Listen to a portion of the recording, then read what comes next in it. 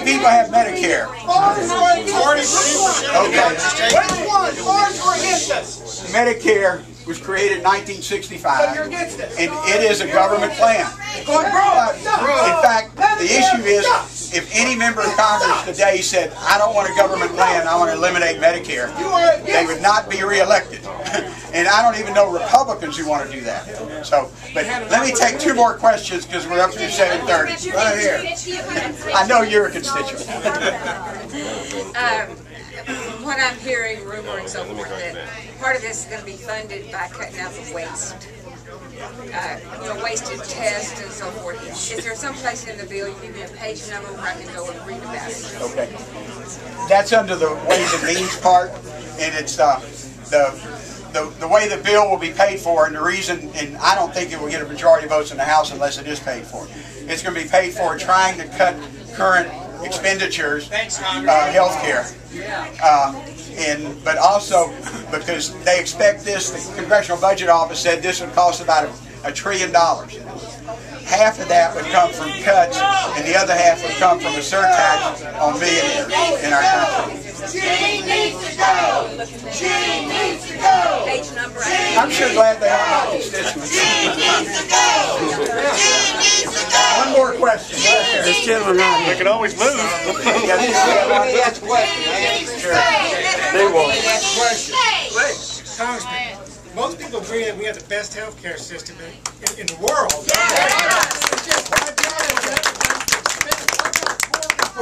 What about opening interstate competition? Well, None of that is addressed in this bill. Where else can you get it? Where's the best in the world? healthcare system, Where's we the best? still have 47 million They can go to the emergency don't room and take care No, of it. you're no Obamacare player, and you know damn well that. Let me address the tort reform. Why does all the Tort reform is not in the bill here for medical? for one reason. Why do they come here? Almost every malpractice lawsuit Why do they goes come to here? state court. The states have the right to do their, and Texas has one of the most restrictive laws. Would you be quiet so I can answer?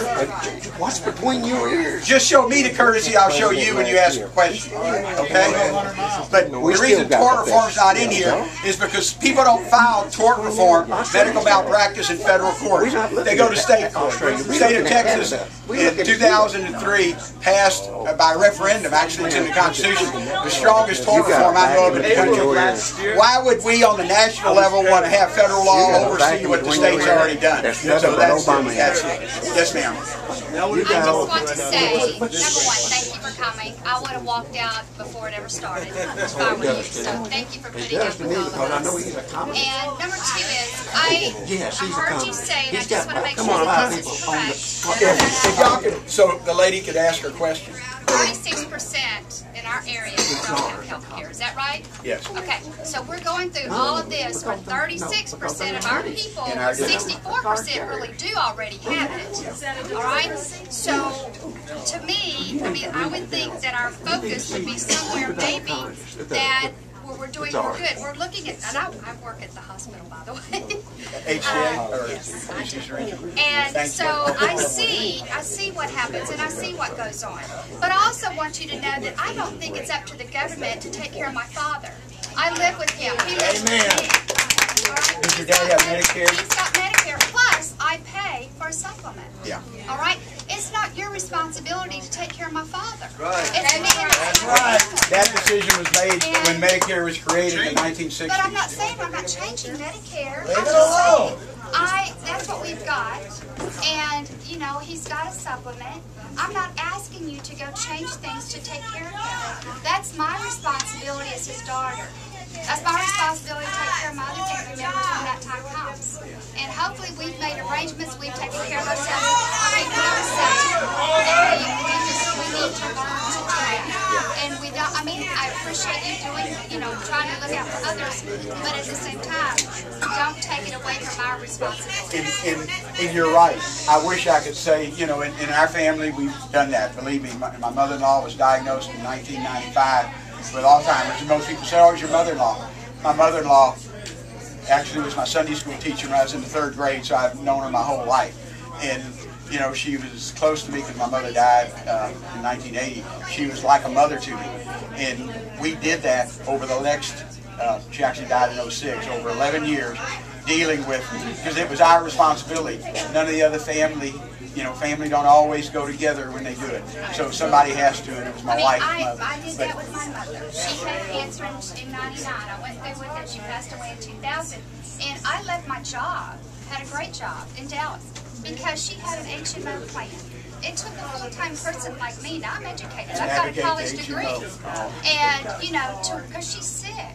And, you know, it's not your job to come take care of her. Well, it's our families. It's family. And they need to do it and hold them accountable. Well, I'd like, you know, because our district has so many uninsured.